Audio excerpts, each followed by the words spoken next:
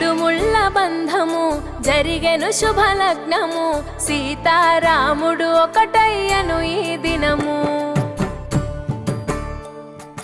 7 అడుగుల పయనము ఒకరికొకరు సొంతము కలిసి మెలిసి సాగను ఈ జీవితము